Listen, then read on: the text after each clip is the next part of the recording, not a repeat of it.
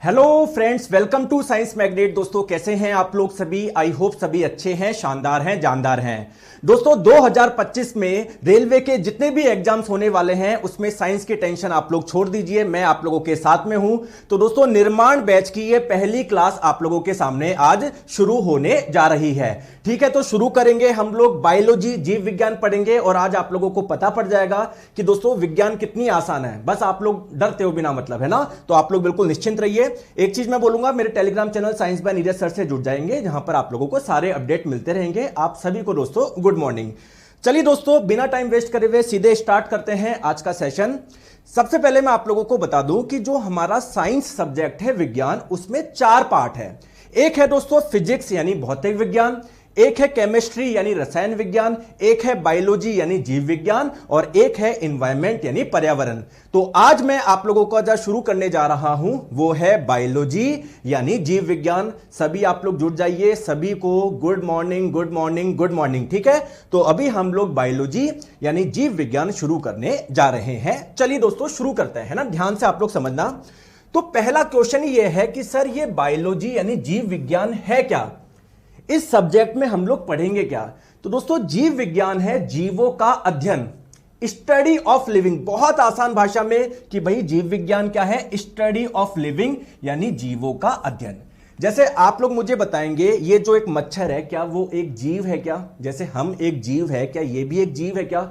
तो हमको जीवों के बारे में क्या क्या अध्ययन करना है? तो हम लोगों को दोस्तों जीवों के बारे में अध्ययन करना है कि उनकी बॉडी का स्ट्रक्चर क्या होता है, किसकी बॉडी में क्या क्या है, क्या इसकी बॉडी में हार्ट है, क्या हृदय है, क्या इसकी बॉडी में कुछ हड्डियां है, क्या इसके पंख है क्या? तो जीवों के स्ट्रक्चर के बारे में अध्ययन करते हैं हम लोग। दूसरी महत्वपूर्ण बात कि इनकी बॉडी में कौन कौन से फंक्शन यानी कौन कौन से कार्य होते हैं। जैसे हमारी बॉडी में अलग अलग कार्य होते हैं, रक्त सर्कुलेट करता है, रक्त का संचरण होता है, ठीक है, श्वसन प्रक्रिया होती है, पाचन प्रक्रिया होती है। तो किसी भी जीव के अंदर कौन कौन से फंक्शंस होते हैं, कार्य होते हैं।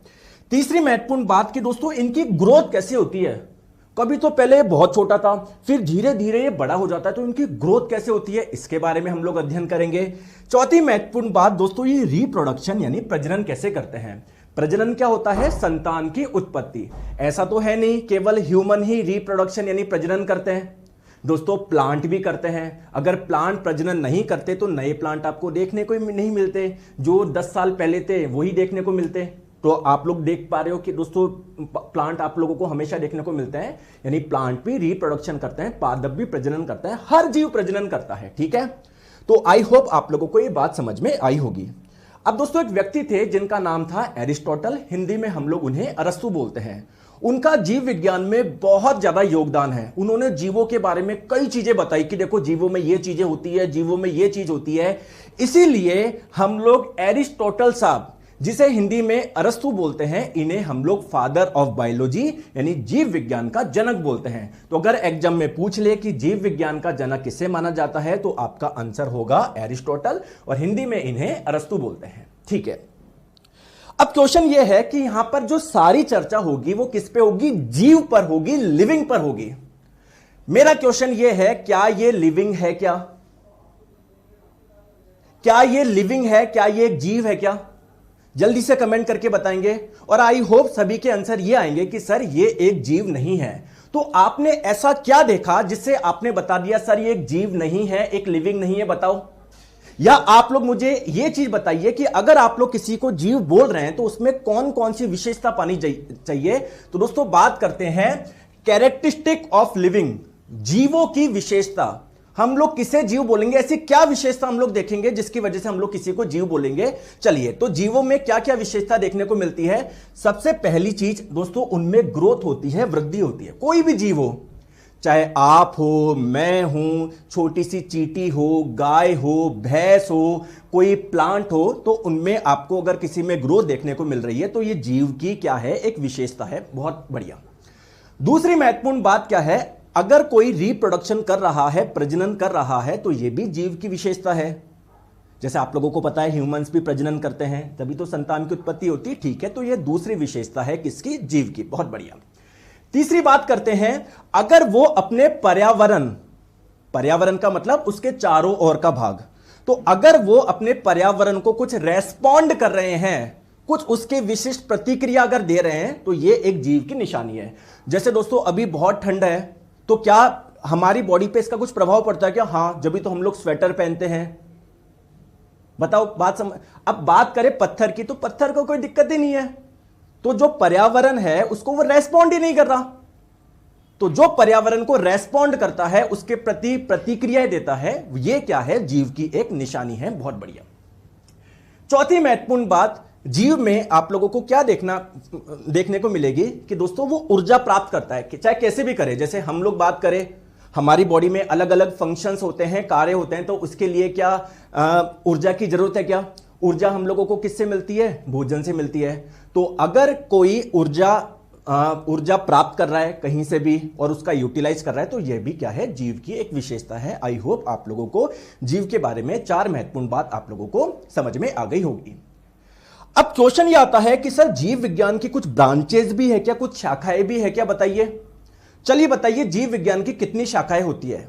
और जब भी मैं ऐसा क्वेश्चन पूछता हूं, आंसर आता है हमेशा 2। सर एक तो जूलॉजी, जंतु विज्ञान, जिसमें सर एनिमल्स के बारे में पढ़ेंगे, और एक होती है बॉटनी यानी वनस्पति विज्ञान। दोस्तों यह पूरी तरीके से सही नहीं है। एक्चुअली में बायोलॉजी की बहुत सारी शाखाएं हैं। किसी शाखा में हम लोग लीवर के बारे में अध्ययन करेंगे, एक स्पेशल ब्रांच है। बहुत बढ़िया। जैसे आप लोग जब डॉक्टर के पास में जाते हैं, डॉक्टर भी अलग अलग ऑर्गन्स के होते हैं ना। कोई टीथ के डॉक्टर होते हैं, कोई लीवर के होते हैं, कोई किडनी के होते हैं, कोई हार्ट के होते हैं। तो बायोलॉजी की अलग अलग शाखा है। कोई शाखा ऐसी है जिसमें केवल किडनी का अध्ययन करेंगे, कोई शाखा ऐसी है जिसमें लीवर का अध्ययन करेंगे, कोई शाखा ऐसी है जिसमें प्लांट में जड़ों का अध्ययन करेंगे। बहुत सारी शाखाएं हैं, है ना। तो दोस्तों शाखाओं की संख्या आप लोग बता नहीं सकते हो, बहुत सारी शाखाएं हैं। फिर भी हम लोग बायोलॉजी को 3 ब्रांच यानी 3 शाखाओं में विभाजित कर सकते हैं। सर कौन सी है वो 3 शाखाएं? सबसे पहली है दोस्तों जूलॉजी, जिसे हिंदी में जंतु विज्ञान बोलते हैं, ठीक है। दूसरी है दोस्तों बॉटनी, जिसे वनस्पति विज्ञान बोलते हैं। और तीसरी है आप लोगों की माइक्रोबायोलॉजी, जिसे हिंदी में सूक्ष्म जीव विज्ञान बोलते हैं। सर इस शाखा में किसके बारे में पढ़ते हैं? दोस्तों जू किसको बोलते हैं? आपके शहर में भी होगा, जहां पर जब आप लोग जाते हो वहां पर बहुत सारे एनिमल्स होते हैं। तो जूलॉजी क्या होता है? स्टडी ऑफ एनिमल्स, जंतुओं का अध्ययन। इस शाखा में केवल हम लोग एनिमल्स के बारे में स्टडी करते हैं, अलग अलग जंतु के बारे में पढ़ते हैं। आप लोग आगे चल के अभी पता पड़ेगा कि हम भी एक प्रकार के एनिमल ही है, जंतु है। तो हमारे बारे में भी जो भी पढ़ोगे आप लोग, वो इसी शाखा में पढ़ोगे। बहुत बढ़िया। नेक्स्ट है दोस्तों बॉटनी यानी वनस्पति विज्ञान। जितने भी प्लांट्स है, जितने भी पादप है, उनका अध्ययन करेंगे हम लोग इस शाखा में। नेक्स्ट बात करते हैं माइक्रोबायोलॉजी, सूक्ष्म जीव विज्ञान। आप लोगों को दोस्तों पता नहीं होगा, अब आप लोगों को लगता है जीव कौन है? आप जीव है, मैं जीव हूं, चिड़िया है, लोमड़ी है, गाय है, भैंस है, शेर है। लेकिन इस पूरे पृथ्वी पे कुछ जीव ऐसे भी है जो हम लोग अपनी आंखों से देख ही नहीं सकते, इतने सूक्ष्म होते हैं वो। तो उन सूक्ष्म जीवों का जो अध्ययन है, उन माइक्रो ऑर्गेनिजम्स की जो स्टडी है, वो हम लोग इस शाखा में करेंगे। आई होप आप लोगों को यहां तक समझ में आ गया होगा। आ गया दोस्तों? क्लियर है? मेरे को नहीं लगता यहां तक एक बच्चा बोल रहा है सर आप कंपटीशन बढ़ा रहे हो मतलब मैं पढ़ाऊं नहीं क्या? तो भाई देखो, मैं पढ़ा सबको रहा हूं। जो मेरे साथ में मेहनत करेगा, सिलेक्शन उसी का होगा यार। कोई कंपटीशन वगैरह कोई नहीं बढ़ाता है। मेरा काम है आप लोगों को अच्छा पढ़ाना, आपके साथ में मेहनत करना। अगर आप मेरे साथ में मेहनत करोगे तो सिलेक्शन होगा, अगर नहीं करोगे तो कैसे होगा? वो सब सिलेक्शन लेना या ना लेना सिर्फ आप पे डिपेंड है, इसमें मेरा कोई योगदान नहीं है। बस मैं आप लोगों को अच्छा पढ़ा सकता हूं। जो मेरी बात को फॉलो करेगा, अच्छे से डेली पढ़ाई करेगा, उसका होगा सिलेक्शन। बताओ, ठीक है। अब बात करते हैं दोस्तों, एक बार हम लोग बायोलॉजी में कौन कौन से टॉपिक्स पढ़ने हैं हम लोगों को, एक बार सिलेबस पे हम लोग थोड़ी सी चर्चा कर लेते हैं। ये बहुत महत्वपूर्ण है। अब कई बार आपने देखा होगा, जब भी आप लोगों ने बायोलॉजी यानी जीव विज्ञान पढ़ी होगी या कोई बुक में देखी होगी, तो कोई बुक ऐसी होती है जहां पर सेल यानी कोशिका से शुरू करते हैं। कोई बुक देखी होगी जिसमें जीवों का वर्गीकरण से कोई शुरू करता है, कोई पाचन तंत्र से पढ़ाता है, कोई कहां से पढ़ाता है। आज तक समझ में नहीं आया सर जीव विज्ञान को पढ़ने का सही क्रम क्या होना चाहिए। अब आपके मन में क्वेश्चन आएगा, सर जो हम है वो किससे मिलके बने हुए? बस सर बहुत सारी कोशिकाओं से मिलके बने हुए, बहुत सारी सेल। तो सर सेल से स्टार्ट कर दो, कोशिका से। नहीं दोस्तों, मैं आप लोगों को वह क्रम फॉलो करूंगा जिससे आप लोगों को बायोलॉजी यानी जीव विज्ञान बहुत आसान लगे। आप मुझे एक चीज बताओ, आप खुद की बॉडी में क्या क्या देख सकते हो? मुझे एक चीज बताओ, क्या क्या देख सकते हो? आपकी बॉडी में बहुत सारे अंग हैं, क्या क्या देख सकते हो? सर मैं दांत देख सकता हूं, सर मैं त्वचा देख सकता हूं। जो लीवर है आपका, क्या वो देख सकते हो? नहीं देख सकते। किडनी देख सकते हो कि नहीं देख सकते? आप लोगों को सोनोग्राफी वगैरह करवानी पड़ेगी। तो जो चीज हम लोग देख सकते हैं, जिसको जो डेली लाइफ में देखते हैं, पहले हम लोग उनको करेंगे तो चीजें आसान होगी ना। तो मैं आप लोगों को वह क्रम बताऊंगा जिससे बायोलॉजी पूरी आप लोगों के दिमाग में घुस जाए।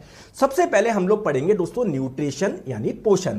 पोषण का मतलब जो भी हम लोग भोजन लेते हैं उसमें कौन कौन से पदार्थ होते हैं, किसका क्या कार्य होता है, किसकी मात्रा कितनी आवश्यक होती है। आगे बात समझ में? अगर किसी की मात्रा ज्यादा ले ली तो क्या हो जाएगा, पानी ज्यादा पी लिया तो क्या हो जाएगा, कम पी लिया तो क्या हो जाएगा, दाल ज्यादा खा ली तो क्या हो जाएगा, कम खा ली तो ये। तो पहला जो चैप्टर होगा हमारा पोषण होगा। दूसरा है दोस्तों पाचन तंत्र। जब कोई भी आप लोग भोजन खाओगे तो उसका हमारी बॉडी में डाइजेशन होता है, पाचन होता है। पाचन का मतलब वह सरल पदार्थों में टूटता है। तो इस सरल पदार्थ में तोड़ने के लिए हमारे बॉडी के बहुत सारे अंग हैं जो मिलके एक साथ कार्य करते हैं। तो उन अंगों के बारे में पढ़ना है, उन ऑर्गन्स के बारे में पढ़ना है। दोस्तों बात क्लियर है क्या? ठीक है। तीसरी महत्वपूर्ण बात, हम लोग ब्लड यानी रक्त के बारे में पढ़ेंगे। Very good. उसके बाद में दोस्तों सर्कुलेटरी सिस्टम यानी परिसंचरण तंत्र, यानी कौन कौन से ऑर्गन हैं जो कि रक्त का परिसंचरण कराएंगे, सर्कुलेशन कराएंगे। ब्लड कैसे, हार्ट का क्या योग, इसमें आप लोगों का हार्ट के बारे में पढ़ोगे, हृदय के बारे में, अलग अलग रक्त वाहिका ब्लड वेसल्स के बारे में पढ़ोगे जिनसे रक्त प्रवाहित होता है। ओके। इसके बाद में दोस्तों कंकाल तंत्र, हमारी बॉडी का जो कंकाल है उसके बारे में अध्ययन करेंगे। हमारा कंकाल किससे मिलकर बना होता है? बहुत सारी हड्डियों से मिलकर बना होता है। हड्डियों को आपस में जो जोड़ने वाले होते हैं उसके बारे में अध्ययन करेंगे। ठीक है। इसके बाद में दोस्तों उत्सर्जन तंत्र। ठीक है। उत्सर्जन तंत्र यानी उन अंगों के बारे में हम लोग पढ़ेंगे जो हमारी बॉडी में उत्सर्जन का कार्य करते हैं। उत्सर्जन का मतलब क्या है? हमारी बॉडी में जो वेस्ट है उसको बाहर निकालने का कार्य करते हैं। उसके बाद में नर्वस सिस्टम यानी तंत्रिका तंत्र, इसमें हमारा ब्रेन यानी मस्तिष्क वगैरह सारी चीजें इसमें आती है। ठीक है।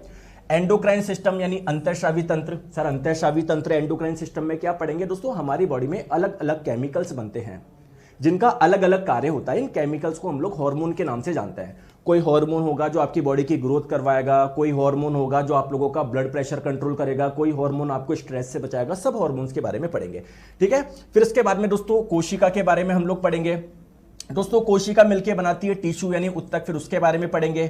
फिर उसके बाद में जीव प्रजनन कैसे करते हैं, कोई भी जीव हो, सारे जीवों के बारे में पढ़ेंगे, एक्चुअली में प्रजनन कैसे करते हैं। उसके बाद में दोस्तों जेनेटिक्स यानी आनुवंशिकी हम लोग पढ़ेंगे। उसके बाद में बॉटनी यानी वनस्पति विज्ञान। उसके बाद में जितने भी रोग हैं उनके बारे में हम लोग पढ़ेंगे। और उसके बाद में जीवों का वर्गीकरण। दोस्तों पूरी हम लोग एनसीईआरटी फॉलो करेंगे। सर एनसीईआरटी फॉलो करने का मतलब क्या है? जैसे अगर हम लोग बात करें, ये हमारा एक चैप्टर है तो कोशिका के बारे में कुछ बातें क्लास 9वीं की एनसीईआरटी में लिखी हुई है, कुछ क्लास 7वीं की एनसीईआरटी में लिखी हुई है, कुछ 6ठी की एनसीईआरटी में लिखी हुई है। तो जब हम लोग पढ़ लेंगे तो सब कुछ कवर हो जाएगा, आपको अलग से कुछ करने की आवश्यकता नहीं है।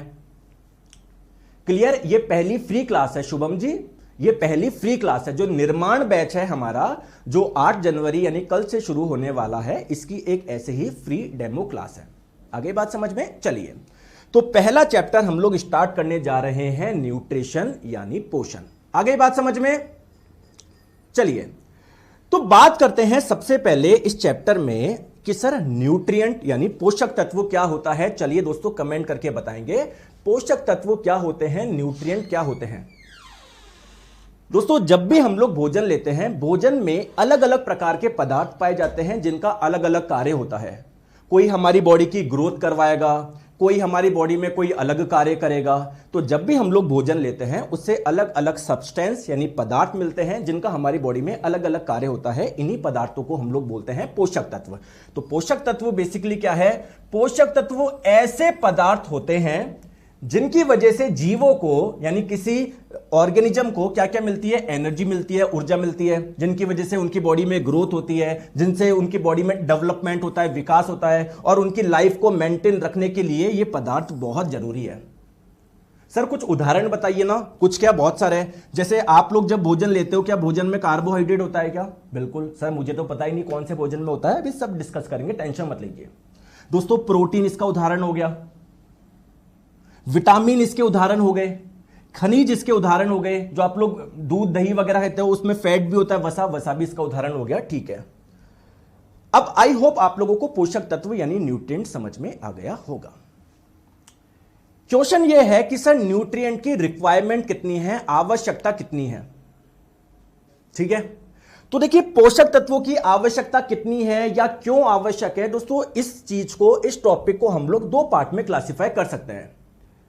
कैसे दोस्तों, पोषक तत्व एक तो हम लोग देखेंगे उनके कार्य के अनुसार कौन से पोषक तत्व का क्या कार्य है, पहली महत्वपूर्ण बात। दूसरी बात देखेंगे हम लोग उनकी मात्रा के अनुसार, किसकी मात्रा ज्यादा चाहिए, किसकी मात्रा कम चाहिए। बात आ गई समझ में, बात आ गई समझ में। ठीक है, तो कार्य के अनुसार हम लोग देखते हैं तो कुछ पोषक तत्व होते हैं जो हम लोगों को एनर्जी देते हैं, ऊर्जा देते हैं। अब मैंने अभी पिछली स्लाइड पे बहुत सारे पोषक तत्व बताए, carbohydrate, protein, fat, vitamin, mineral. तो आप लोग मुझे कमेंट करके बताना स्टार्ट कर दीजिए उनमें से कौन से जो हम लोगों को एनर्जी देते हैं। ठीक है दोस्तों, अब अगर मैं आपको बताऊं, जो भी आप लोग भोजन लेते हैं उसमें जो कार्बोहाइड्रेट और फैट होता है ना, इससे हम लोगों को क्या मिलती है, एनर्जी मिलती है। हालांकि एनर्जी प्रोटीन से भी मिलती है, लेकिन प्रोटीन का मुख्य कार्य एनर्जी देना नहीं है, उसका कुछ और कार्य भी बात करेंगे। ये दो जो आपके पोषक तत्व होते हैं, इनसे हम लोगों को एनर्जी मिलती है या हम लोग एनर्जी के लिए इन पे डिपेंडेंट रहते हैं। दोस्तों कार्बोहाइड्रेट जो होता है हमारे भोजन में, उससे तो हम लोगों को इंस्टेंट एनर्जी मिलती है। इंस्टेंट का मतलब क्या है, जैसे आप लोग जब भोजन करोगे उसके हो सकता है तुरंत मिल जाए, हो सकता है 5-6 घंटे बाद, 7-8 घंटे बाद। दोस्तों जो आप लोग फैट खाते हो तो ये हमारी बॉडी में स्टोर हो जाता है, संग्रहित हो जाता है। तो अगर आप लोग किसी दिन भोजन नहीं कर रहे, तो एक दिन खाना नहीं खाया हमने, ऐसा तो है नहीं उस दिन हम लोग मर जाएंगे, तो फिर उस दिन बॉडी को एनर्जी कैसे मिल रही है, तो आपकी बॉडी में जो फैट यानी वसा संग्रहित है वो आप लोगों को एनर्जी देता रहेगा। ठीक है, दूसरा बात करते हैं, कुछ पोषक तत्व ऐसे होते हैं जो हमारी बॉडी की बिल्डिंग करते हैं। जैसे आप लोग मुझे एक चीज बताइए, गलती से कभी हमारे यहां पर चोट लग जाएगी तो कुछ दिन बाद में देखोगे वो घाव आप लोगों का भर जाएगा, आपकी स्किन वैसी की वैसी हो जाएगी। बोलो क्या हमारी बॉडी की रिपेयरिंग हो गई, क्या मरम्मत हो गई, क्या बॉडी की वापस बिल्डिंग हो गई क्या? तो कुछ पोषक तत्व होते हैं जो कि बॉडी की बिल्डिंग करते हैं, शरीर निर्माण में सहायक होते हैं। इसका एग्जाम्पल क्या हो जाएगा, प्रोटीन इसका एग्जाम्पल है। दोस्तों आप लोगों को पता होगा हमारी ग्रोथ ज्यादा कब होती है, जब हम लोग बच्चे होते हैं, जब ज्यादा ग्रोथ होती है, ये एडल्ट होती है तब ज्यादा ग्रोथ होता है। एडल्ट की तो ग्रोथ हो चुकी है, बच्चे की दोस्तों ग्रोथ, बच्चे में इसको बहुत ज्यादा ग्रोथ होने का, तभी तो वो बड़ा बनेगा, तो बच्चों को बहुत ज्यादा प्रोटीन की आवश्यकता होती है। ठीक है, कुछ पोषक तत्व होते हैं जो कि प्रोटेक्टिव होते हैं, संरक्षी होते हैं, हमारी हमको प्रोटेक्शन प्रोवाइड करते हैं अलग अलग बीमारी से। अगर वो नहीं होंगे तो हमारी बॉडी में अलग अलग प्रकार की बीमारी हो जाएगी। तो ऐसे कौन से पोषक तत्व है, जितने भी विटामिन है और जितने भी मिनरल्स है, खनिज। सर खनिज का मतलब क्या है, सोडियम, कैल्शियम, आयरन। आई बात समझ में क्लियर है, बहुत बढ़िया, आगे बात समझ में क्लियर है। ठीक है, तो आई होप आपको ये पोषक तत्व समझ में आया होगा, कौन से पोषक तत्व का क्या कार्य है। समझ में आया तो यस कर दीजिए, लाइक कर दीजिए दोस्तों। ठीक है, बात करते हैं अब मात्रा के अनुसार, अकॉर्डिंग टू अमाउंट, किसकी मात्रा हमको ज्यादा चाहिए, किसकी मात्रा हम लोगों को कम चाहिए। आ जाओ, तो दोस्तों कुछ पोषक तत्व है जिनकी मात्रा हम लोगों को कम चाहिए, उनको बोलते हैं माइक्रो न्यूट्रिएंट यानी माइक्रो पोषक तत्व, जिनकी मात्रा हम लोगों को कम चाहिए, माइक्रो। और कुछ पोषक तत्व होते हैं जिनकी मात्रा हम लोगों को ज्यादा चाहिए, उन्हें बोलेंगे हम लोग मैक्रो। सर जैसे माइक्रो न्यूट्रिएंट उनके बोलेंगे जिनकी रिक्वायरमेंट बहुत कम होती है, प्रतिदिन जिनकी आवश्यकता mg में चाहिए होती है, मिलीग्राम में, 1 mg, 2 mg, 50 mg, 30 mg। और मैक्रो न्यूट्रिएंट हम लोग उनको बोलेंगे, उन पोषक तत्वों को बोलेंगे जिनकी मात्रा ज्यादा चाहिए होती है, ग्राम्स में चाहिए होती है, 100 ग्राम चाहिए दिन में, 200 ग्राम चाहिए, 300 ग्राम चाहिए। आगे बात समझ में? तो चलिए एक बार पहले इसको और इसको और थोड़ा सा समझते हैं। ठीक है, तो माइक्रो न्यूट्रिएंट किसको बोलेंगे, जिनकी आवश्यकता कम है। कम का मतलब प्रतिदिन mg में चाहिए। तो दोस्तों जैसे मैं आपको बता दूं, विटामिन इसी का उदाहरण है, क्योंकि इसकी मात्रा प्रतिदिन mg में चाहिए होती है, ज्यादा नहीं चाहिए हम लोगों को। जो मिनरल्स होते हैं, खनिज होते हैं, वो भी इसी का ही उदाहरण है, क्योंकि इसकी भी मात्रा कम चाहिए होती है। फिर सर मैक्रो न्यूट्रिएंट यानी मैक्रो पोषक तत्व के उदाहरण क्या है? मैक्रो पोषक तत्व उनको बोलेंगे जिनकी मात्रा हम लोगों को ज्यादा चाहिए। जैसे अगर हम लोग बात करें कार्बोहाइड्रेट, आप लोगों को प्रतिदिन एक एडल्ट बॉडी की बात करें लगभग 300 ग्राम चाहिए। हालांकि वेरी करता है आपकी रोज दिनचर्या के आधार पर। अगर आप लोग बहुत ज्यादा कुछ फिजिकल एक्टिविटी वगैरह कर रहे हो तो हो सकता है आप लोगों को ज्यादा की आवश्यकता हो। तो देखो प्रतिदिन किसमें चाहिए, ग्राम में। ज्यादा है ना काफी, तो इनको हम लोग बोलेंगे मैक्रो। ठीक है दोस्तों, फैट वसा भी इसी का उदाहरण हो गया। दिन में प्रतिदिन 50 से 80 ग्राम आप लोगों को चाहिए। प्रोटीन भी आप लोगों को ज्यादा चाहिए। सर ये क्या लिखा हुआ है, ये एक्चुअली बॉडी वेट पे डिपेंड करती है प्रोटीन की मात्रा। अगर किसी का बॉडी वेट ज्यादा है तो उसको ज्यादा प्रोटीन की आवश्यकता है, क्योंकि उसकी मसल्स वगैरह ज्यादा है ना। ठीक है, तो कुल मिला के भी जब हम लोग प्रोटीन के बारे में पढ़ेंगे सारी चीजें डिस्कस करेंगे, निश्चिंत रहिए। पानी भी आप लोगों को प्रतिदिन 5 से 6 लीटर चाहिए। अगर आप लोग इसको किलोग्राम में चेंज करोगे तो 5 से 6 किलोग्राम हो गया, यानी 5000 से 6000 ग्राम। तो क्या ये आप लोगों का मैक्रो पोषक तत्व है क्या? बिल्कुल सर, ये मैक्रो पोषक तत्व है। दोस्तों इसी पे एक क्वेश्चन अभी आप लोगों का पूछा गया ग्रुप डी 2018 में। बताओ निम्न में से क्या मैक्रो पोषक तत्व नहीं है? बताइए। जब तक मैं थोड़ा सा पानी पी लेता हूं, आप लोग इसका आंसर दीजिए।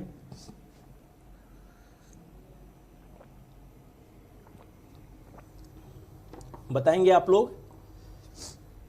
बताएं कौन सा मैक्रो पोषक तत्व नहीं है, कौन सा मैक्रो नहीं है। यानी माइक्रो के बारे में पूछा है। माइक्रो किसको बोलते हैं? जिनकी आवश्यकता हम लोगों को काफी कम है, प्रतिदिन जिनकी मात्रा mg में चाहिए होती है। विटामिन और मिनरल्स इसके उदाहरण है। तो ऑप्शन नंबर ए आपका हो जाएगा। आ गई बात समझ में? चलिए दोस्तों, ये क्वेश्चन अभी ग्रुप डी 14 सितंबर को पूछा गया, बताएंगे 2022 वाली शिफ्ट में। दोस्तों कौन से भोजन को आप लोग बॉडी बिल्डिंग फूड बोलोगे? जो बॉडी की बिल्डिंग करता है। कौन करता है? अभी मैंने बताया था, याद है? भूल गए? तो दोस्तों ऐसा भोजन जो कि जिसमें प्रोटीन भरपूर मात्रा में है। तो जो प्रोटीन से भरपूर भोजन है उसे हम लोग बोलोगे। जैसे मटर में काफी अधिक मात्रा में पाया जाता है। ये बात आप लोगों को समझ में आ रही है? ठीक है, चलिए अब आगे चलते हैं, एक एक के बारे में पढ़ते हैं। सबसे पहले हम लोग पढ़ते हैं कार्बोहाइड्रेट। ठीक है दोस्तों, आपकी जानकारी के लिए बता दूं, जो कार्बोहाइड्रेट होते हैं ना, उन्हें हम लोग शुगर यानी शर्करा के नाम से भी जानते हैं। किसके नाम से? शुगर यानी शर्करा के नाम से भी जानते हैं। क्यों सर?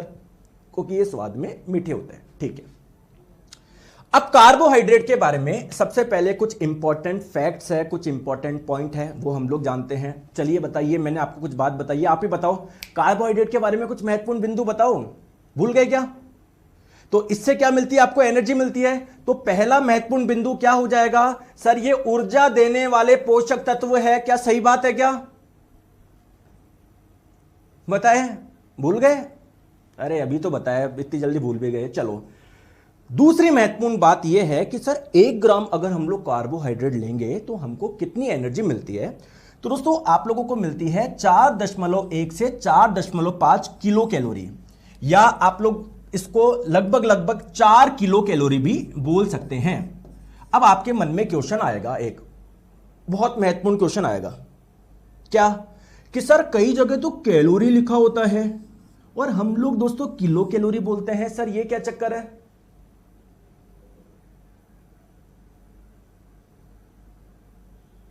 ये क्या चक्कर है? अच्छा दोस्तों मुझे एक चीज बताओ, आपकी माताजी ने आपको बोला कि बेटा गेहूं ले आ। आपने पूछा माताजी कितना लेके आऊं? बोले चल 1 लिया तो। इसका मतलब आप क्या समझोगे? ईमानदार की बात बताओ। हो सकता है माताजी 1 किलो के लिए बोल रही हो या 1 कट्टे के लिए बोल रही हो, जैसे भी आपके डेली रूटीन में जो आता होगा उस प्रकार से आप लोग उसको कनेक्ट कर लोगे। बोलो हाँ या ना। अब ऐसा थोड़ी आप मार्केट में जाओगे, गेहूं का 1 दाना ले आओगे और माताजी को बोलोगे कि माताजी आपने 1 बोला था भैया, माताजी पिटाई कर देगी, ध्यान रखना। बोलो। तो ये कॉमन सेंस है। ये जो मान है बहुत कम है। एक्चुअली में जो मान है वो ये है, लेकिन आपको पता है इसको हम लोग जनरली बोलते हैं कैलोरी, कि हमको कितनी आवश्यकता है? 2000 कैलोरी। बेसिकली वो किलो कैलोरी होता है, वो किलो, लेकिन हम देसी भाषा में या जनरलाइज में कैलोरी बोलते रहते हैं। कौन इतना बड़ा बोले किलो कैलोरी। ठीक है, तो एक्चुअली में वो किलो कैलोरी होती है, ध्यान रखिएगा। आगे बात समझ में? ठीक है दोस्तों, तीसरी महत्वपूर्ण बात कि इसकी डेली रिक्वायरमेंट क्या होती है, अभी भी मैंने बताया 300 ग्राम होती है प्रतिदिन। एक एडल्ट, एक वयस्क की बात करेंगे। ठीक है, चलिए आ जाओ। अब बात आती है कि सर कार्बोहाइड्रेट करता क्या है हमारी बॉडी में, इसके क्या क्या कार्य है। आइए, तो कार्बोहाइड्रेट का मेन कार्य क्या है? ये हम लोगों को देगा एनर्जी। दोस्तों आप मुझे एक चीज बताओ, आपके घर में सुबह सब्जी कुछ बनी, हो सकता है शाम को दाल बन गई हो या कोई दूसरी सब्जी बन गई हो, लेकिन एक चीज कॉमन रहती है हमारे भोजन में, रोटी बनती ही बनती है। बोलो हां या ना। आप बोलोगे नहीं सर, रोटी की जगह कई बार चावल बन जाते हैं। ठीक है, चावल बन जाते हैं, ये चीज कॉमन रहती है ना। तो रोटी किससे बनी होती है? अनाज से। हो सकता है आप गेहूं की रोटी खाते हो सकता है जौ की खाते हो सकता है बाजरा की खाते हो। तो दोस्तों जितने भी अनाज है ना, हम लोग डेली खाते हैं। क्यों? क्योंकि इन अनाज से हमको मिलता है कार्बोहाइड्रेट, और कार्बोहाइड्रेट हम लोगों को बहुत ज्यादा चाहिए, दिन में 300 ग्राम चाहिए। इसलिए हम लोग, रोटी तो हमारी कॉमन है। आगे बात समझ में? ठीक है। तो ये हमारा क्या है? प्राइमरी सोर्स है एनर्जी का। एनर्जी हमको और भी पोषक तत्व से मिल सकती है, लेकिन हम लोगों की जो डिपेंडेंसी होती है, जो मेन हम लोगों को लेना है, वो यही लेना है। सर क्यों? सर हमको तो फैट से भी मिलती है, प्रोटीन से भी मिलती है कुछ एनर्जी, फिर ये क्यों है? क्योंकि कार्बोहाइड्रेट का हमारी बॉडी में इजीली डाइजेशन यानी पाचन हो जाता है। आगे बात समझ में? Very good. चलिए दूसरी बात करते हैं, सर इसका जनरल फॉर्मूला। दोस्तों इसका जनरल फॉर्मूला होता है ये। सर ये क्या है इसका सामान्य सूत्र? सब छोड़ो, आप लोग ध्यान से देखो, सी के आगे लिखा हुआ है एक्स। दोस्तों मैथ्स में आप लोग अगर किसी संख्या को एक्स मानते हैं तो उसका कोई ना कोई तो मान आता होगा। 1 2 3 4 5 6 10 20 100 कुछ ना कुछ तो आता होगा। बिल्कुल, यहां पर लिखा हुआ है H2O और इसके आगे Y, यानी ऑक्सीजन की भी कुछ संख्या है, हाइड्रोजन की भी कुछ संख्या है। यानी कार्बोहाइड्रेट जो होते हैं ना, पहली महत्वपूर्ण बात, अगर आप लोगों से एग्जाम में पूछा जाए कार्बोहाइड्रेट में कौन कौन से तत्व पाए जाते हैं, तो कौन कौन से पाए जाते हैं? कार्बन, पहली महत्वपूर्ण बात। और कौन सा तत्व पाया जाता है? हाइड्रोजन। Very good. और तीसरा महत्वपूर्ण तत्व कौन सा है? ऑक्सीजन। तो कभी भी एग्जाम में पूछ लिया जाए कि कार्बोहाइड्रेट किन से मिलकर बना होता है, आप लोग बोलोगे कार्बन, हाइड्रोजन, ऑक्सीजन। अब आप लोगों से क्वेश्चन पूछ लिया जाए, बताओ कार्बोहाइड्रेट में कितने कार्बन होते हैं, कितने हाइड्रोजन होते हैं, कितने ऑक्सीजन हो गए, तो आप लोग बोलोगे ये फिक्स नहीं है। अलग अलग कार्बोहाइड्रेट में इनकी संख्या अलग अलग होती है, इसलिए मैंने इधर एक्स लिख दिया, इधर वाई लिख दिया। किसी कार्बोहाइड्रेट में 6 होगा, किसी में 12 होगा। बात समझ में आ गई? लेकिन यह बात आप लोगों की क्लियर है कि दोस्तों ये जो तीनों हैं आप लोगों के, 3 तत्व आप लोगों के पाए जाते हैं। दोस्तों बताइए, मजा आ रहा है क्या? अरे मैं आपको बोल रहा हूं, विज्ञान का एक भी क्वेश्चन गलत नहीं होगा अगर आप लोग अच्छे से पढ़ाई करोगे। कोई आपको सिलेक्शन से नहीं रोक सकता।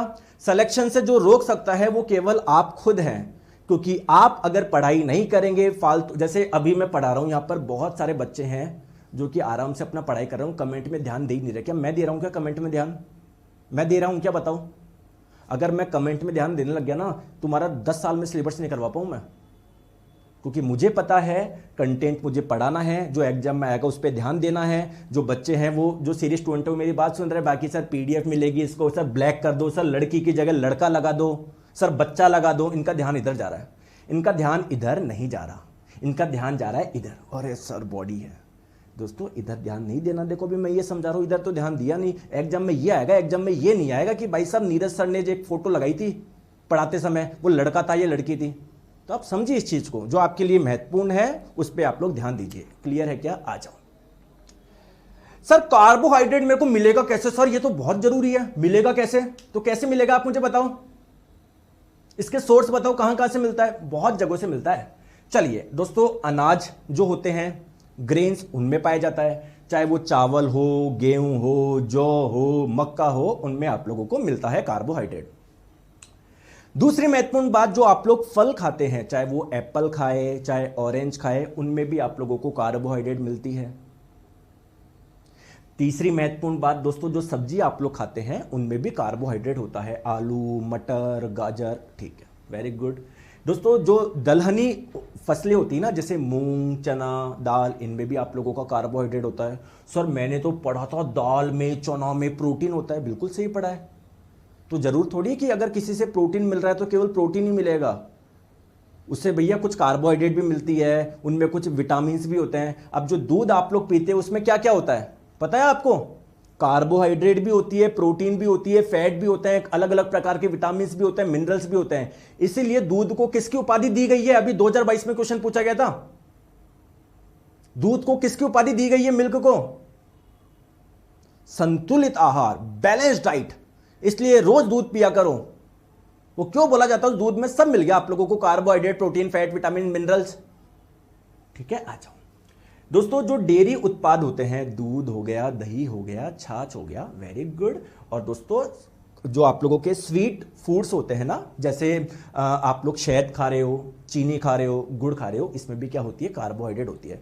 दोस्तों मजा आ रहा है, नहीं आ रहा कंटेंट में? तो भाई साहब दिन रात मेहनत करके आपके लिए कंटेंट बनाया जाता है, ऐसे हवा में उड़ के नहीं आता मैं। तो एक ही चीज पे मैं खेलता हूं, मेहनत करता हूं, वो कंटेंट है। Content content content content. आपको भी अगर सिलेक्शन लेना है, अगर आपको ईमानदारी से लेना है, अगर झूठी तैयारी कर रहे हो तो भूल, उसका तो कोई मतलब नहीं है। अगर आप लोग सही में तैयारी कर रहे हो, सिलेक्शन लेना चाहते हो, अपना सारा ध्यान आप लोग अपने कंटेंट पे रखो कि यार मेरे एग्जाम का सिलेबस ये है, ये कंटेंट है, सर पढ़ा रहे हैं। तो जितना ध्यान आप लोग इस पे रखोगे, इसको जितना बार बार रिवाइज करोगे उतना बेहतर है। इसके बाहर कुछ भी नहीं जाएगा आप लोगों का। और रही बात दोस्तों ग्रुप डी 2022, अभी जितने भी एग्जाम होगा ना, वो तो मैं आपको 20 दिन में क्वालिफाई करा दूंगा, 20 दिन में एग्जाम पास करवा दूंगा। लेकिन आप लोगों को पहले अच्छे से पूरा समझना जरूरी है। 20 दिन में करा दूंगा मैं बस ये बता रहा हूँ, लास्ट अंतिम 20 दिन में। लेकिन दोस्तों एक बार जब तक पूरी साइंस पढ़ लोगे ना, तो आप लोगों को फिर कोई सा भी एग्जाम हो जीवन में, कभी भी कोई समस्या नहीं आएगी। ठीक है, आ जाओ। चलिए अब बात करते हैं दोस्तों कार्बोहाइड्रेट के टाइप। दोस्तों सारी कार्बोहाइड्रेट एक जैसी नहीं होती है। बोलो मैं समझ पा रहा हूं? कुछ कार्बोहाइड्रेट होती है काफी सिंपल होती है, सरल होती है। मतलब जैसे ही हम लोग उनको खाएंगे, उनसे तुरंत हम लोगों को एनर्जी मिल जाती है। कुछ कार्बोहाइड्रेट थोड़ी सी कॉम्प्लिकेटेड होती है, थोड़ी जटिल होती है। जब हम लोग खाएंगे उसका पहले पाचन होगा, फिर उससे एनर्जी मिलेगी। कुछ और भी ज्यादा कॉम्प्लिकेटेड होती है और भी जटिल होती है, खाएंगे उसका बहुत पाचन करना पड़ेगा, तब जाके उससे सिंपल कार्बोहाइड्रेट आप लोगों को मिलेगी। सर इसको एक उदाहरण से समझाइए, मैं थोड़ा सा कंफ्यूज हो गया। चलिए दोस्तों मुझे एक चीज बताएंगे, आप मुझे कोई एक सेंटेंस बोलो इंग्लिश में, एक सेंटेंस बोलो आप मुझे कोई सेंटेंस यानी कोई वाक्य बोलो इंग्लिश में। अरे कुछ तो बोल दिया करो सर को, sir I love you, sir you are so smart, sir you are beautiful. ऐसे नहीं गुरुजी की कभी तारीफ कर दे। मुझे पता है मैं ब्यूटीफुल नहीं हूं, लेकिन भाई झूठी कर दो। आ जाओ। तो मेरे प्यारे दोस्तों आप कोई भी सेंटेंस आप बोलोगे, जैसे आपने मुझे बोला यू आर ब्यूटीफुल।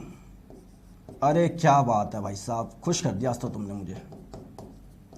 दोस्तों क्या ये एक सेंटेंस है क्या एक वाक्य है क्या? बिल्कुल सर।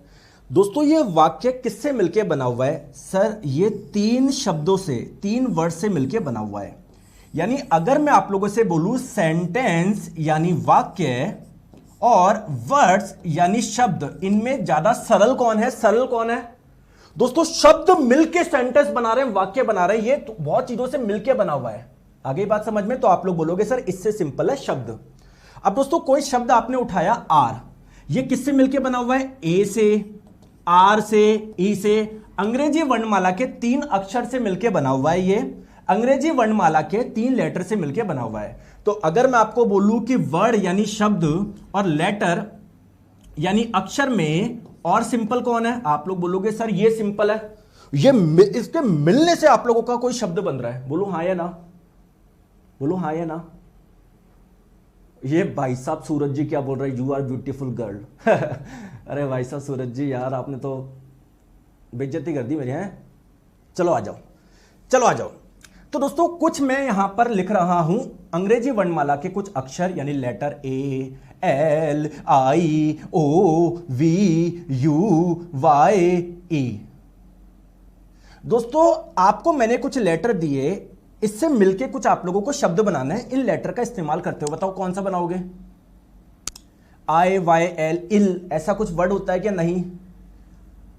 ए सर मैंने सुना था, अरे वो हमारी देशी भाषा, ऐसा कुछ वर्ड नहीं है। ए, वो ए।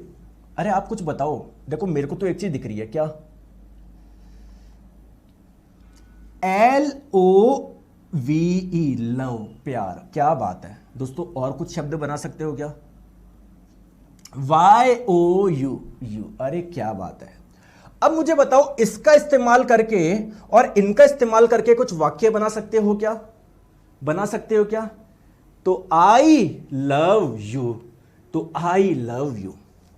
अगर मैं बोलूं इसमें सबसे सिंपल क्या है, सर इसमें सबसे सिंपल यानी सबसे सरल ये है। अगर मैं बोलूं कि इसके बाद में फिर सर ये थोड़ा सा जटिल है और ये और भी जटिल है, तो सिमिलरली कार्बोहाइड्रेट भी ऐसी होती है। कुछ कार्बोहाइड्रेट बिल्कुल सिंपल होती है, बिल्कुल सरल होती है इनकी जैसी, कुछ थोड़ी जटिल होती है और कुछ और जटिल होती है। मजा आया या नहीं आया, बोलूं हां या ना, बोलूं हां या ना, आया? चलिए, तो दोस्तों कार्बोहाइड्रेट तीन प्रकार की होती है। एक होती है आप लोगों की कौन सी, मोनोसैकेराइड। मोनोसैकेराइड क्या होती है, सबसे सिंपल कार्बोहाइड्रेट, सबसे सरल, सबसे सरल, सबसे सिंपल, सबसे सरल, सरल सरल सरल सरल, ठीक है। दोस्तों डाइसैकेराइड ऐसी कार्बोहाइड्रेट को बोलते हैं जो दो मोनोसैकेराइड से बनी हो, जो दो मोनोसैकेराइड से बनी हो। अरे भाई साहब क्या बात है सर, आपसे बात कैसे कर सकते हैं? माना भाई साहब आपने आई लव यू बोल दिया, इसका मतलब ये नहीं कुछ बहुत आगे नहीं बढ़ रहे कि तुम आ जाओ। और दोस्तों एक होती है पॉलीसैकेराइड, बहुत कॉम्प्लिकेटेड, जो कि ऐसी 10 या 10 से अधिक मोनोसैकेराइड से मिलकर बनी हो। सर एग्जाम में क्या क्या पूछा जा सकता है? सबसे पहली चीज कि ऐसे कौन सी कार्बोहाइड्रेट है जो कि मोनोसैकेराइड है या मोनोसैकेराइड के उदाहरण। तो तीन एग्जांपल्स, इसको थोड़ा सा और समझते हैं। जैसे मान लो मोनोसैकेराइड को आप लोग मान लो एक छोटा सा, ये मान लो बिल्कुल सिंपल एक बॉल मान लो, एक बॉल मान लो, सिंपल बॉल्स मान लो। डाइसैकेराइड क्या है, जो दो बॉल से मिलकर बनी है, हो सकता है ये मिली बनी हो सकता है ये है ना, देखो ये आगे बात समझ में। और पॉलीसैकेराइड जो बहुत सारी बॉल से मिलकर बनी हो, बहुत सारी सिंगल बॉल से मिलकर, जैसे ये भी एक पॉलीसैकेराइड है, ये भी एक पॉलीसैकेराइड है। आ रही है बात समझ में? चलिए दोस्तों मोनोसैकेराइड के तीन उदाहरण है। पहला है ग्लूकोज, सुना है क्या आपने? जब कोई व्यक्ति बीमार होता है तो क्या उसको ग्लूकोज चढ़ाया जाता है क्या? ग्लूकोज, अरे ग्लूकोज चढ़ाया जाता है क्या? भूल गए भाई साहब? अरे ग्लूकोज चढ़ाया जाता है क्या? क्यों चढ़ाया जाता है आपको पता है क्या? ग्लूकोज एक प्रकार की क्या है, कार्बोहाइड्रेट। कार्बोहाइड्रेट से क्या मिलती है, एनर्जी। तो सर ये क्यों चढ़ा रहे हैं? क्योंकि बहुत सिंपल है, क्योंकि वो व्यक्ति बीमार है, वो भोजन करेगा, उसका प्रॉपर्ली डाइजेशन पाचन नहीं हो पाएगा, क्योंकि बीमार व्यक्ति है वो, तो उसको सबसे सिंपल कार्बोहाइड्रेट दे दी जिससे तुरंत उसको एनर्जी मिलना शुरू हो जाए। इससे क्या इंस्टेंट एनर्जी मिल जाएगी क्या? बहुत बढ़िया। दूसरा है दोस्तों फ्रक्टोज, ये भी एक बहुत सरल कार्बोहाइड्रेट का उदाहरण है। तीसरा है दोस्तों गैलेक्टोज। क्या तीन एग्जांपल आप लोग ध्यान रख लोगे क्या? कोई ट्रिक बताऊं क्या? बस इसलिए तो फंसते हो ट्रिक के चक्कर में, सर हमको कोई ट्रिक बता दो, इसमें भी ट्रिक चाहिए तुम्हें। Glucose fructose galactose, glucose fructose galactose. आ जाओ दोस्तों, डाइसैकेराइड किसको बोलते हैं? जो कि दो मोनोसैकेराइड से मिलकर बनी होती है। जैसे कुछ कार्बोहाइड्रेट होती है जो ग्लूकोज प्लस फ्रक्टोज से मिलकर बनी होती है, कुछ फ्रक्टोज प्लस गैलेक्टोज से मिलकर बनी होती है, कोई ग्लूकोज प्लस ग्लूकोज से मिलकर बनी होती है। तो देखो सबसे पहला उदाहरण दोस्तों सुक्रोज, दूसरा उदाहरण लैक्टोज और तीसरा उदाहरण माल्टोज। सर आपने इस सुक्रोज को डाइसैकेराइड क्यों बोला? क्योंकि देखो ये ग्लूकोज प्लस फ्रक्टोज से मिलकर बनी हुई है। क्या ये दो मोनोसैकेराइड से मिलकर बनी हुई है? देखो ग्लूकोज और फ्रक्टोज, क्या ये दो मोनोसैकेराइड से मिलकर बनी हुई है? बिल्कुल। सर लैक्टोज को आपने डाइसैकेराइड क्यों बोला? क्योंकि क्या ये दो से मिलकर बनी है क्या? Glucose plus galactose, glucose plus galactose, बिल्कुल। और दोस्तों एक है आप लोगों की माल्टोज। सर इसको क्यों बोला डाइसैकेराइड? क्योंकि ये भी दो मोनोसैकेराइड से मिलकर बनी हुई है, ग्लूकोज प्लस ग्लूकोज। दोस्तों बात समझ में आई या नहीं आई? आ गई? तो एग्जाम में पहले तो उदाहरण ध्यान रह जाएंगे तीन, सुक्रोज, लैक्टोज और गैलेक्टोज, सॉरी सुक्रोज, लैक्टोज और माल्टोज। ठीक है, ठीक है। पॉलीसैकेराइड, इसके उदाहरण बताएं दोस्तों। स्टार्च, आप लोग अनाज वगैरह खाते हो ना, उसमें यही वाली कार्बोहाइड्रेट होती है। फिर जब आप लोग खाओगे इसका पाचन होगा। आप ऐसे समझो दोस्तों, एक ऐसे समझो स्टार्च है ना, बहुत सारी मोनोसैकेराइड से मिलकर बना हुआ है, बहुत सारी ग्लूकोज से मिलकर बना हुआ है। ऐसे समझो बहुत सारी ग्लूकोज से मिलकर बना हुआ है, ऐसे बहुत सारी ग्लूकोज से मिलकर बना हुआ है। तो जब आप लोग खाओगे इसका पाचन होगा, फिर आपको क्या मिलेगी? ग्लूकोज मिलेंगे। सरल, आ गई बात समझ में? आ गई, वेरी गुड, ठीक है। नेक्स्ट बात करते हैं सेल्यूलोज। ये भी एक आपकी कॉम्प्लिकेटेड, काफी जटिल कार्बोहाइड्रेट है। नेक्स्ट बात करते हैं ग्लाइकोजन। तो अब चर्चा करें एक एक के बारे में, एक एक के बारे में चर्चा करें। चलिए दोस्तों पहले इनको समझते हैं।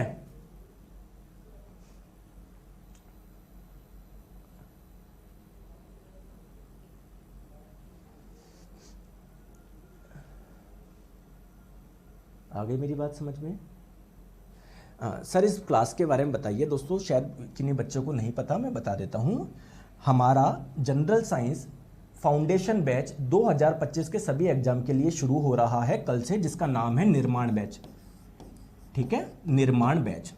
तो बच्चे बोल रहे थे कि सर इसका मुझे एक डेमो चाहिए, तो आज बेसिकली इसकी एक डेमो क्लास यहां पर है और कल से फिर ये आप लोगों का वहां पर शुरू होगा। आगे बात समझ में?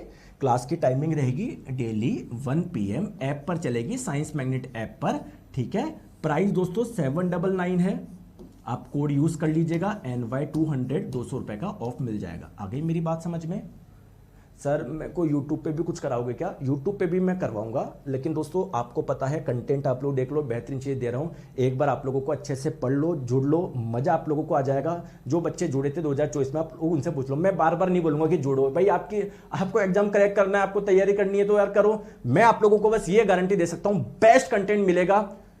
रेलवे में साइंस का इकलौता ऐसा टीचर जो 7-8 साल से कंटिन्यूसली आपके साथ में मेहनत कर रहा है। ऐसे नहीं जब भर्ती आती तब उठा के आ जाता हूं, कंटिन्यूसली मेहनत कर रहा हूं आप लोगों के साथ में। ठीक है, आ जाओ। चलिए अब बात करते हैं दोस्तों, सबसे पहले थोड़ा मोनोसैकेराइड के बारे में समझ ले। चलो जल्दी लिख के बताओ, मोनोसैकेराइड के 3 एग्जांपल बताओ, जल्दी से बताओ, देखते हैं याद है नहीं है, भूल गए। पानी पी लेता हूं थोड़ा सा, जल्दी 3 बताओ। Glucose, fructose, galactose. चलिए तो सबसे पहले बात करते हैं दोस्तों ग्लूकोज के बारे में। अगर आप लोगों से पूछा जाए कि सर ग्लूकोज में कौन कौन से तत्व पाए जाते हैं, तो ग्लूकोज एक कार्बोहाइड्रेट तो है, तो इसमें क्या क्या मिलेगा? Carbon, hydrogen, oxygen. संख्या पूछे तो दोस्तों इसका एक्चुअल में फॉर्मूला होता है C6H12O6। ठीक है, तो ये ग्लूकोज का फॉर्मूला है, बहुत बढ़िया। और दोस्तों ध्यान रखिएगा, इसे हम लोग ब्लड शुगर के नाम से भी जानते हैं, रक्त शर्करा के नाम से भी जानते हैं। सर शुगर कहां से आ गया? अभी मैंने बताया था ना, कार्बोहाइड्रेट को शुगर यानी शर्करा के नाम से भी जानते हैं। जी सर। दोस्तों जब आप लोग भोजन करते हो, कोई सी भी कार्बोहाइड्रेट लो, जब उसका डाइजेशन होता है तो आप लोगों को कौन सी कार्बोहाइड्रेट मिलेगी? जो सबसे सिंपल है, सरल है, ग्लूकोज, फ्रक्टोज, गैलेक्टोज। लास्ट में दोस्तों फ्रक्टोज और गैलेक्टोज भी ग्लूकोज में बदल जाती है और अल्टीमेटली हमारे ब्लड में आ जाती है। तो ब्लड में कौन सी कार्बोहाइड्रेट पाई जाती है? ये वाली। इसीलिए इसे ब्लड कार्बोहाइड्रेट, ब्लड शुगर, रक्त शर्करा के नाम से जानते हैं। ठीक है दोस्तों, आप लोगों को बोला जाता है ना जूस पिया करो, फलों का जूस, क्योंकि उसमें क्या होता है? ग्लूकोज होता है, जिससे आप लोगों को तुरंत क्या मिल जाती है? एनर्जी मिल जाती है आप लोगों को। अब कोई व्यक्ति को मान लो पसीने आ गए, कुछ तबियत खराब हो गई, क्या बोलते हो उसको? जूस लेके आओ, उसके लिए जूस लेकर आओ। कभी बोलता है उसको कि कोई व्यक्ति के मान लो बेहोश होने वाला है वो, अरे भाई साहब इसके लिए पनीर टिक्का लेके आओ। कभी सुना है? कभी सुना है इसके लिए यार दाल पकवान लेकर आओ? कभी सुना है इसके लिए रोटी और उसकी पनीर की सब्जी लेकर आओ? सुना है? नहीं। क्या बोलते हैं? जूस लेकर आओ, जूस लेकर आओ, क्योंकि जूस में ग्लूकोज पाया जाता है, जिससे आप लोगों को तुरंत एनर्जी मिलेगी बॉडी को। आ जाओ, बहुत बढ़िया। नेक्स्ट बात करते हैं दोस्तों गैलेक्टोज। सर इसका फॉर्मूला बता दिया, इससे क्या नाराजगी है? नाराजगी कुछ भी नहीं है, इसका भी बताएंगे दोस्तों। इसका भी फॉर्मूला यही होता है। और दिमाग खराब हो गया सर, ऐसा कैसे हो सकता है? सर हो सकता है, अभी मैं बताऊंगा, टेंशन मत लो। तो गैलेक्टोज का भी यही फॉर्मूला है। सर गैलेक्टोज के बारे में बताओ दोस्तों। अगर आपको ध्यान हो, पिछली स्लाइड पे मैंने आपको बताया था लैक्टोज, लैक्टोज जो कि एक डाइसैकेराइड है, किससे मिलकर बना हुआ है? Glucose plus galactose. यानी अगर आपने कोई भोजन लिया और अगर उसमें यह वाली कार्बोहाइड्रेट है, जब इसका डाइजेशन होगा, पाचन होगा, इससे आपको क्या मिलेगा? ग्लूकोज प्लस गैलेक्टोज मिलेगा। क्या ग्लूकोज प्लस गैलेक्टोज मिलेगा? क्या मिलेगा? क्या मिलेगा? क्या तो मैं बोल सकता हूं क्या लैक्टोज के डाइजेशन से, पाचन से हम लोगों को ये वाली कार्बोहाइड्रेट मिलती है। बहुत बढ़िया। नेक्स्ट बात करते हैं फ्रक्टोज। सर इसका भी फॉर्मूला यही है। ठीक है दोस्तों, ये इसका जो स्वाद होता है ना, काफी मीठा होता है। जितनी भी कार्बोहाइड्रेट होती है उसमें सबसे मीठी, स्वीटेस्ट जो होती है वो यही होती है। तो मुझे बताओ ये वाली कार्बोहाइड्रेट कहां पे मिलेगी? कॉमन सेंस लगा के बताओ। आप ऐसी क्या चीज खाते हो जो मीठा लगता है आप लोगों को? चावल मीठे लगते हैं? वो तो चीनी मिलाते हो तब लगते हैं, ऐसा तो नहीं है। रोटी खाते हो मीठी लगती है, सब्जी खाते हो मीठी लगती है? नहीं। लेकिन फल खाते हो मीठे लगते हैं, इसका मतलब फल में ये वाली कार्बोहाइड्रेट है।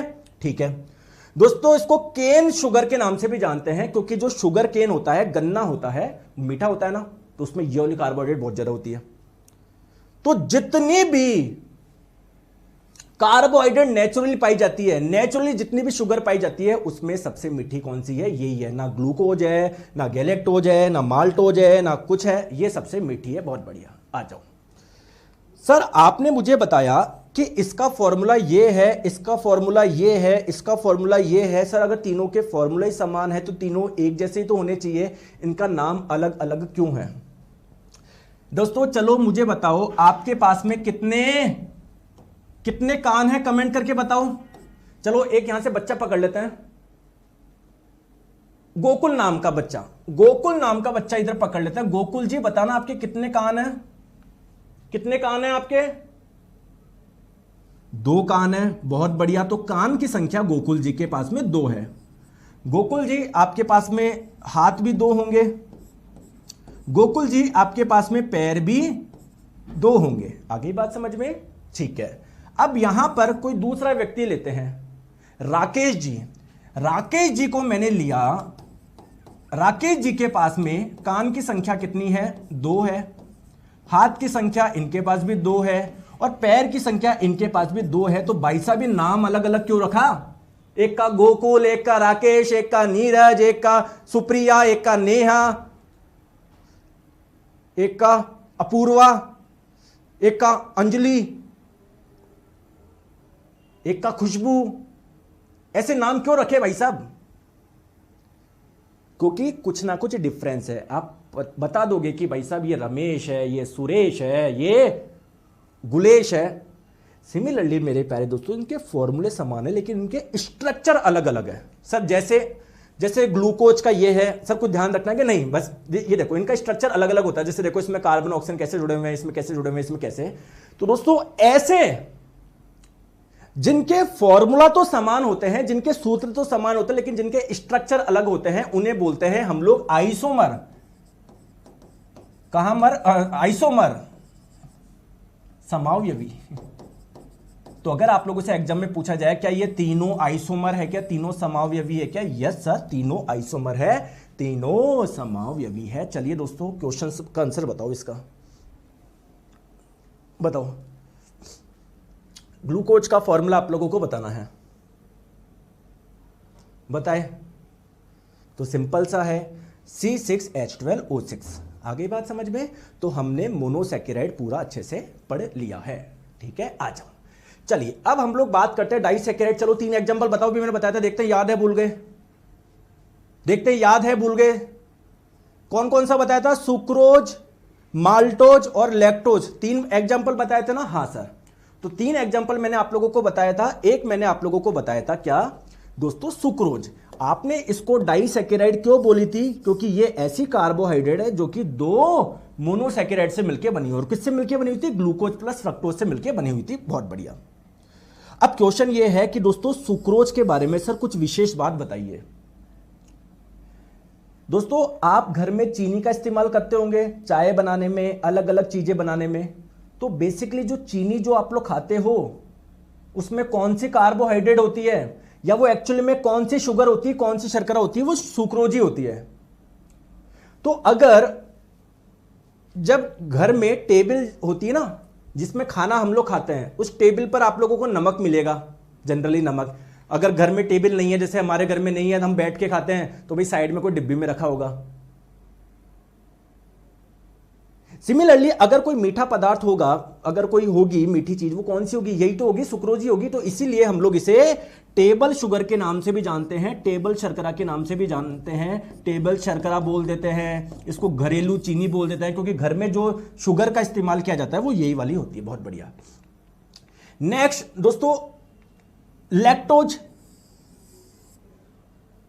लैक्टोज क्यों एक डाइसैकेराइड है? क्योंकि 2 मोनोसैकेराइड से मिलकर बनी होती है। अब सर ये वाली कार्बोहाइड्रेट कहां पर मिलेगी? ये वाली कार्बोहाइड्रेट आप लोगों को मिलती है मिल्क में, यानी दूध में, दूध में। इसीलिए हम लोग लैक्टोज को मिल्क कार्बोहाइड्रेट या मिल्क शुगर के नाम से भी जानते हैं, दुग्ध शर्करा के नाम से भी जानते हैं, दुग्ध शर्करा। क्योंकि कार्बोहाइड्रेट का कॉमन नेम शुगर होता है, शर्करा के नाम से भी जानते भी बताया ना मैंने। ठीक है दोस्तों, आप चाय पीते हो, अलग अलग भोजन करते हो, मिठाई भी खाते होंगे आप लोग। हम लोग इतना जीवन में इतना मीठा खा चुके हैं कि अगर गलती से माताजी हम लोगों को दूध में चीनी मिलाना भूल जाए तो पिएंगे, अरे मम्मी फीका दूध दे दिया, अरे फीका दे दिया। लेकिन दोस्तों एक्चुअली मैं बताऊं, अगर किसी ने आज तक कुछ मीठा खाया नहीं होगा, वो दूध पिएगा ना, उसको दूध भी मीठा लगेगा। क्या दूध में मीठा है तो दूध में कोई कार्बोहाइड्रेट है क्या? क्योंकि कार्बोहाइड्रेट का टेस्ट थोड़ा मीठा होता है। हाँ, ये वाली कार्बोहाइड्रेट। तो अगर कभी पूछ ले दूध में मीठापन का कारण क्या है, मिठास का कारण क्या है, यही वाली कार्बोहाइड्रेट है। ठीक है, आ जाओ नेक्स्ट हम लोग बात करते हैं क्या, माल्टोज। सर ये जो माल्टोज है इसको आपने डाइसैकेराइड क्यों बोला? क्योंकि दोस्तों ग्लूकोज प्लस ग्लूकोज से मिलकर बना होता है। ये चावल में मिलेगी, है ना, और भी कई जगह आप लोगों को मिलती है। ठीक है, ठीक है। अब आप लोग बोलेंगे सर इसका तो फॉर्मूला आपने बताया नहीं, कोई फॉर्मूला बताना चाहेगा?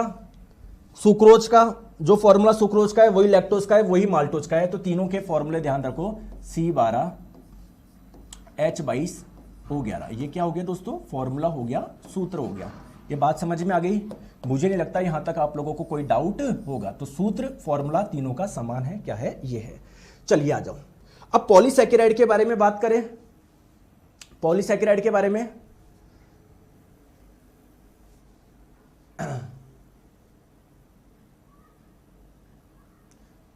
दोस्तों भी बैच के बारे में लास्ट में जानकारी दे दूंगा, अभी आप पढ़ लो। आज आपके 2 नंबर पक्के हो जाएंगे, टेंशन मत लो, अभी पढ़ लो। आ जाओ, तो पॉलीसैकेराइड, 3 पॉलीसैकेराइड के बारे में आपको ध्यान रखना है। सिर्फ बहुत सारी होती है, 3 के बारे में आपको ध्यान रखना है। सबसे पहली ग्लाइकोजन, ओके, दूसरी हो गई आप लोगों की सेल्यूलोज, और तीसरी हो गई आप लोगों की स्टार्च। चलो एक एक के बारे में चर्चा करते हैं। अपना सारा ध्यान आप लोग रखिए ग्लाइकोजन पे। सर ये कैसी कार्बोहाइड्रेट है? बहुत कॉम्प्लिकेटेड है, बहुत सारे मोनोसैकेराइड से मिलकर बनी हुई है। ठीक है, तो सर ये वाली जो कार्बोहाइड्रेट होती है कहां पर मिलती है, क्या मिलती है, इसके बारे में थोड़ा सा समझाइए। दोस्तों आपने क्या किया, भोजन किया, भोजन में कार्बोहाइड्रेट थी, जब उसका डाइजेशन हुआ, पाचन होगा, तो आप लोगों को सिंपल कार्बोहाइड्रेट मिलेगी या नहीं मिलेगी? क्या ग्लूकोज एक ऐसी ही सिंपल कार्बोहाइड्रेट का उदाहरण है क्या? बोलूं हाँ या ना? अब दोस्तों आप लोग खाते जा रहे हो, खाते जा रहे हो, खाते जा रहे हो, तो आप लोगों के बॉडी में क्या ग्लूकोज आता जाएगा, आता जाएगा, आता जाएगा, आता जाएगा, नहीं आता जाएगा? बिल्कुल आता जाएगा। अब आप कुछ एक्टिविटी कर ही नहीं रहे, आपकी बॉडी को एनर्जी की रिक्वायरमेंट ही नहीं है, तो क्या ये जो ग्लूकोज है इसका इस्तेमाल हो पाएगा? क्या नहीं हो पाएगा। तो आपकी बॉडी में क्या ग्लूकोज इकट्ठा होना शुरू कर देगा क्या? तो दोस्तों ये ग्लूकोज जुड़ जुड़ के एक आपका पॉलीसैकेराइड बना लेता है, जिसे हम लोग बोलते हैं ग्लाइकोजन। और फिर ये आपका स्टोर हो जाता है जाके कहां पर? आपके लीवर में, यकृत में, और आपकी मसल यानी मांसपेशियों में। तो अगर एग्जाम में पूछा जाए कि हमारी बॉडी में कार्बोहाइड्रेट किस फॉर्म में स्टोर होता है, किस रूप में संग्रहित होता है, तो आंसर क्या होगा आप लोगों का? ग्लाइकोजन होगा या नहीं होगा?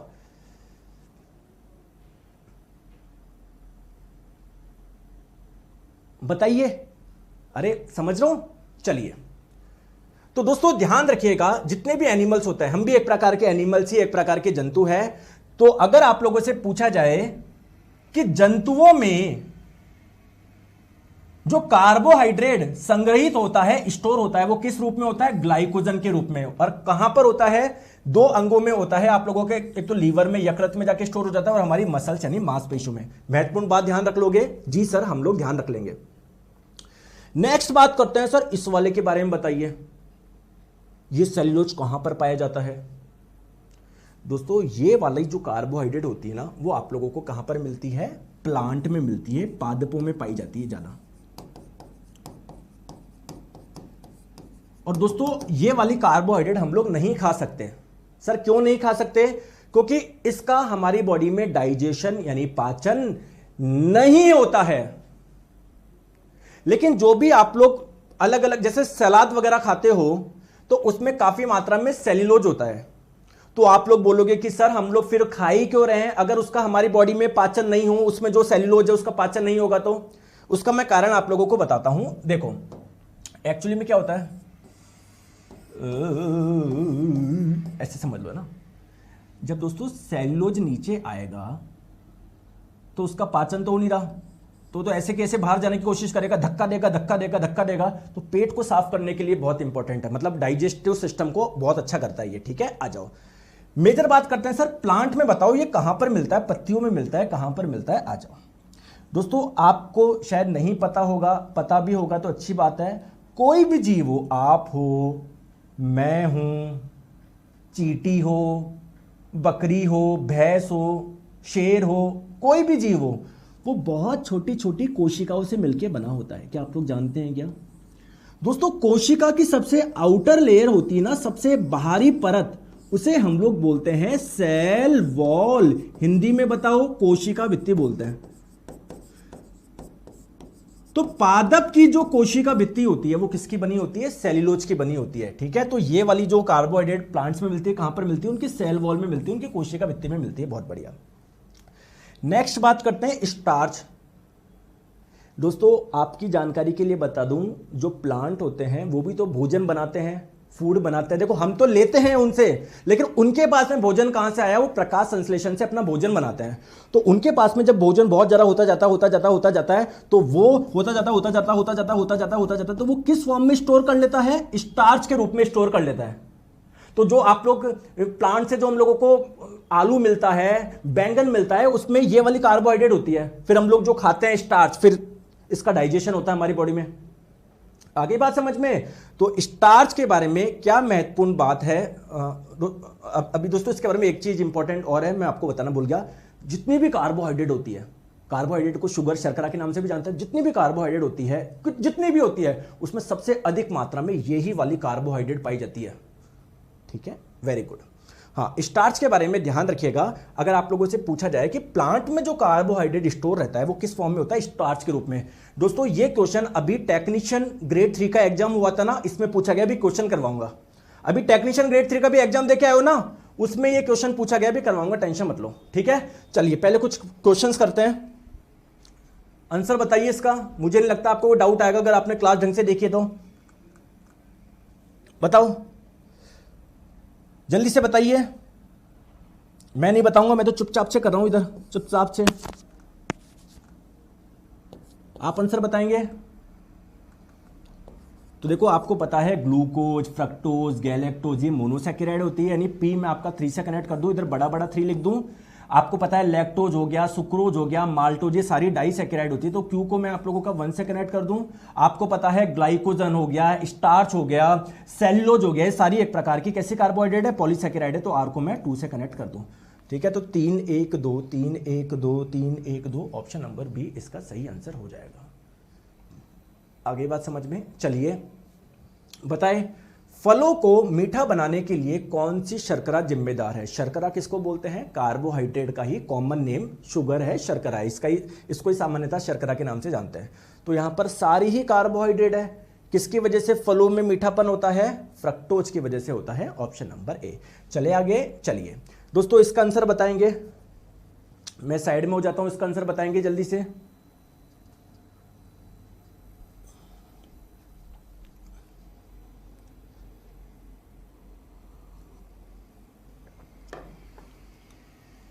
देखो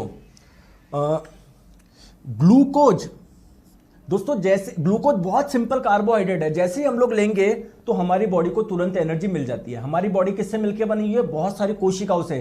तो बेसिकली ये कोशिकाओं को तुरंत एनर्जी मिल जाएगी किससे? तो पी आप लोगों का 2 से कनेक्ट हो जाएगा। ग्लाइकोजन क्या है? तो हमारी बॉडी में जो ग्लूकोज स्टोर रहता है या कार्बोहाइड्रेट स्टोर रहता है वो किस फॉर्म में रहता है? ग्लाइकोजन में रूप में। तो क्यू आप लोगों का 3 से कनेक्ट हो जाएगा। स्टार्च क्या है? Stored form of glucose in plants, तो आर आप लोगों का 1 से कनेक्ट हो जाएगा। सेल्यूलोज क्या होता है? प्लांट को स्ट्रक्चर देता है, संरचना देता है, क्योंकि उसकी कोशिका भित्ति इसी से तो मिलकर बनी है। तो 2 3 1 4 ऑप्शन नंबर सी। ठीक है, चलिए दोस्तों इस बार का क्वेश्चन रेलवे टेक्नीशियन किसकी शिफ्ट में आया था? ये 23 दिसंबर सेकंड शिफ्ट। आप में से किसी का था एग्जाम इस दिन? बताओ। कार्बोहाइड्रेट जो तुरंत उपयोग नहीं किए जाते हैं उन्हें डैश के रूप में संग्रहित किया जाता है, जो पौधे द्वारा आंतरिक ऊर्जा भंडार के रूप में कार्य करता है। बताओ कौन सी कार्बोहाइड्रेट की बात हो रही है?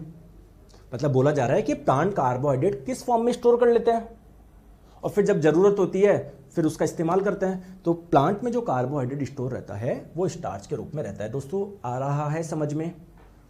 कोई परेशानी, कोई दिक्कत, मजा आया नहीं आया? आया? तो दोस्तों आपकी जानकारी के लिए मैं बता दूं, वो आपकी रिक्वेस्ट थी इसलिए मैंने जीवन में पहली बार डेमो दिया है। मैंने आज तक डेमो में दिया नहीं है, टू बी ऑनेस्ट में बताऊं तो। रेलवे एग्जाम 2025 की अगर आप लोग तैयारी कर रहे हो, कोई सा भी एग्जाम हो, ग्रुप डी पूरे 25 मार्क्स की, साइंस टेक्नीशियन पूरे 40 मार्क्स की, जेई 30 मार्क्स की, एलपी 20 मार्क्स की, जिसकी भी, निर्माण बैच आप लोगों का शुरू होने जा रहा है कल से, यानी 8 जनवरी से। दोस्तों लाइव प्लस वीओडी बैच है, यानी जो पिछले साल का बैच है वो बिल्कुल फ्री दे दिया अगर किसी को बहुत जल्दी सिलेबस पूरा करना है। लेकिन मैं बोलूंगा डेली आप लोग लाइव जुड़ना, ठीक है? तो डेली आप लोगों की दोपहर 1 बजे क्लास होगी। मैं सारी जानकारी देता हूं, पूरी एनसीईआरटी पर आधारित होगा, 1 साल की वैलिडिटी है। कंप्लीट थ्योरी बैच है, जैसे मैं थ्योरी पढ़ा रहा हूं और उसके साथ में फिर सारे क्वेश्चंस करेंगे। क्लास डेली लाइव होगी, अगर आप लोग मिस करते हो तो वो आप लोगों को रिकॉर्डिंग मिल जाएगी। दोस्तों 2024 के सभी प्रश्नों का समावेश है, जैसे अभी मैं करा रहा हूं। सर आपने तो आज एक ही कराया, अरे तो भाई टॉपिक ही कितना सा हुआ है भाई। पूरा कंटेंट बाइलिंगुअल होगा, आज आपने देख लिया होगा। हर क्लास की आप लोगों को पीडीएफ मिलेगी बिल्कुल फ्री, और साथ में टेस्ट सीरीज भी आप लोगों को फ्री मिलेगी साइंस की चैप्टर वाइज। मैं आप लोगों को वादा देता हूं, अगर आपने जुड़ गए मेरे साथ में, मेहनत कर ली, साइंस का डर जीवन भर के लिए निकल जाएगा। दोस्तों प्राइस इसकी 799 है, मैं फिर से बता देता हूं, बार बार नहीं बताऊंगा। और दोस्तों क्लास कैसे लगी आज ईमानदारी से बताना, दिल से कैसे लगी आप लोगों को कंटेंट, मेहनत नजर आई, इस क्लास के नीचे कमेंट कर देना। प्ले स्टोर पे जाओ, साइंस मैग्नेट ऐप इंस्टॉल कर लीजिएगा। इसके कोर्स वाले सेक्शन में जब आप लोग जाओगे, ऐप का नाम है साइंस मैग्नेट, तो कोर्स में जाना, यहां पर आपको मिल जाएगा निर्माण बैच, ठीक है? और यहां पर जब आप लोग जाओगे बाय नाउ कर लीजिएगा। अब आप लोग यहां पर देखो वीओडी में जो पुराना बैच है वो पूरा मिल जाएगा, लेकिन मैं आपको से रिक्वेस्ट करूंगा कि अगर आप लोग अब पहली बार तैयारी करो तो सीधे नए वाले बैच से तैयारी करना, जिसकी क्लास आप लोग की शुरू हो रही है, डेली लाइव क्लास होगी। जो क्लास हो जाएगी पूरी, फिर वो रिकॉर्डेड में चली जाएगी आप लोगों की। अगर आप मिस कर देते हो तो कोई दिक्कत की बात नहीं, बाद में आप लोग देख लीजिएगा, ठीक है? वीओडी में देखो सब कुछ आप लोगों का मैंने यहां पर डाल रखा है। धन्यवाद। कोई समस्या है इस नंबर पे आप लोग संपर्क कर लीजिएगा, 7374019437। दोस्तों क्लास कैसी लगी कमेंट करके जरूर बताएं। धन्यवाद। वंदे मातरम।